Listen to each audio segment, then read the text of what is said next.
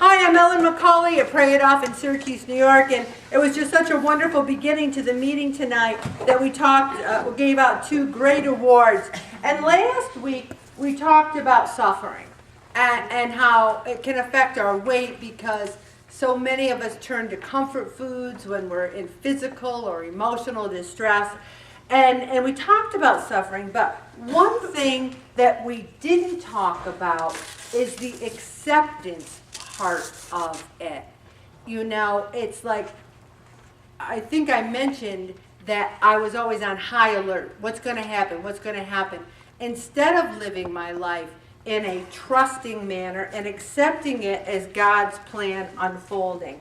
And when I really thought about suffering, the next logical point is to talk about acceptance in life. And I've never talked about acceptance before, and it's exciting for me to come up with new ideas, but guess what? God's whispering them in my ear. I know He is. And so accepting is the answer to most of your life's problems. And this is an incredible article here on acceptance. Acceptance is the only way we can let go of anger, stress, anxiety, hatred, depression, disappointment, guilt, and it lets in the freedom, beauty, inspiration, peace, and joy that are everywhere around us.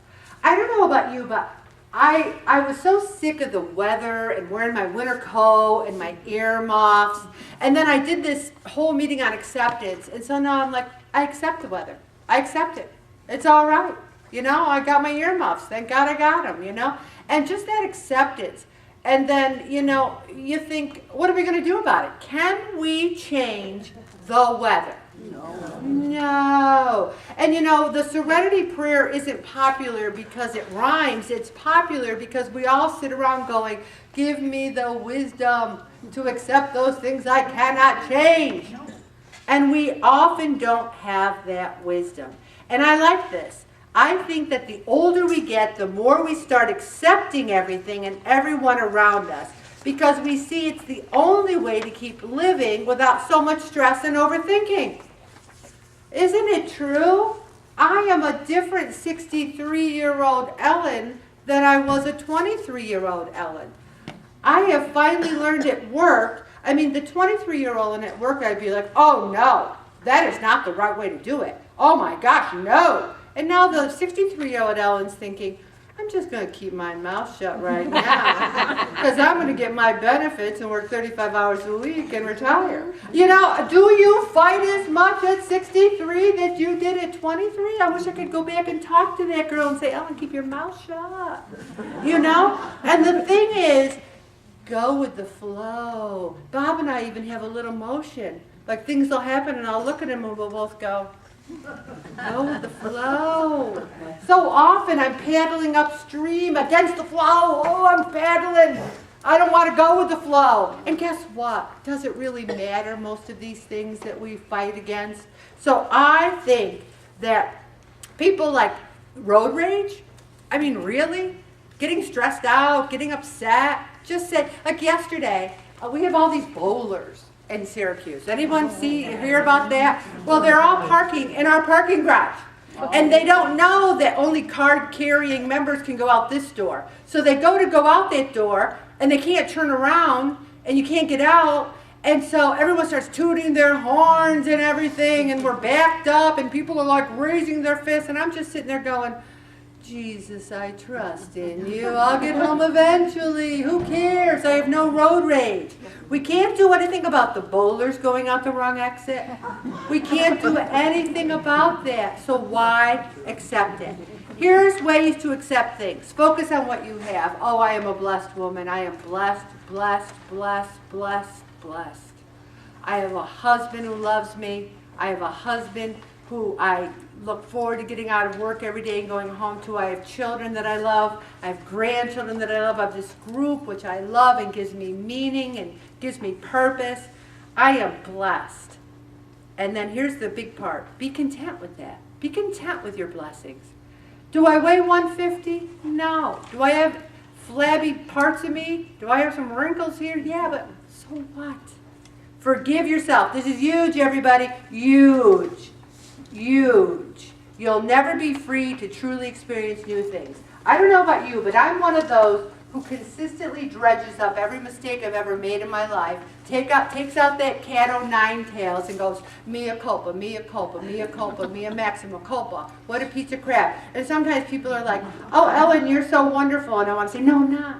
Let me just tell you every rotten thing I've ever done in my life, every sin I've ever committed. I'm a piece of crap. And then I'm like, no, I am recreated. I am born again. And so now, today, I started journeying back to some of my mistakes, and then I said, what do I do when I do that? Glorify God.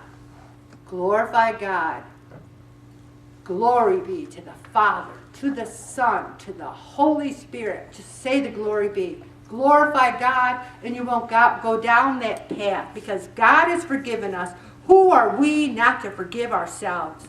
And don't avoid realities. It doesn't mean we're going to forget about our problems. We're not going to say they don't mean anything. But we just have to go with the flow, deal with them. It's not the end of the world. And be present. I love the Tao of Pooh. Things just happen in the right way at the right time. At least they do when you let them. When you work with the circumstances instead of saying, this isn't supposed to happen this way. And you know, Kubler-Ross talked about the stages of grief. The last stage of grief is acceptance. And you know, last week when I was watching the blog, I watched my own blogs, and I got to the point where I was sharing about my sister. I had this revelation that I hadn't accepted it.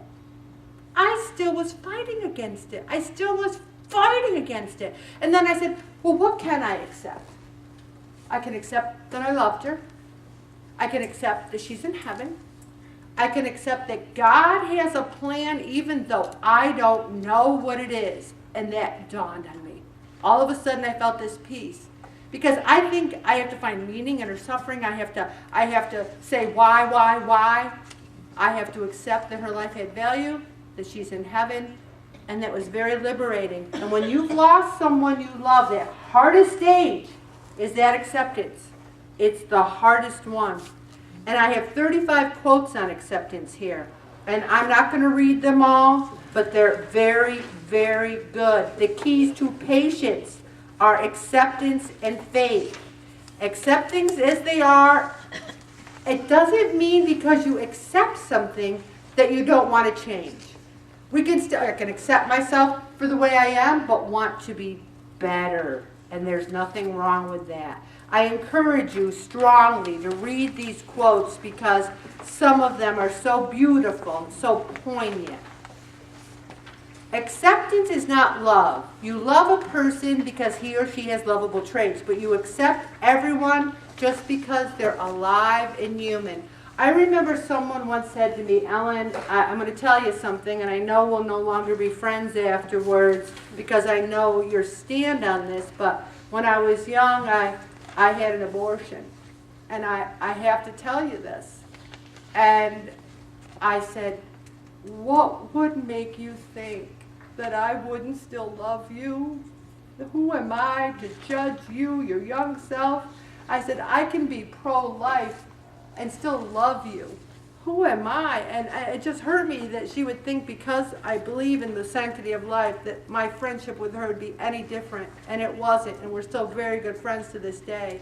So you can accept and love even someone who maybe has made a decision that you never had to face yourself. And I think that's important too. I'm going to stop right there, Bobby.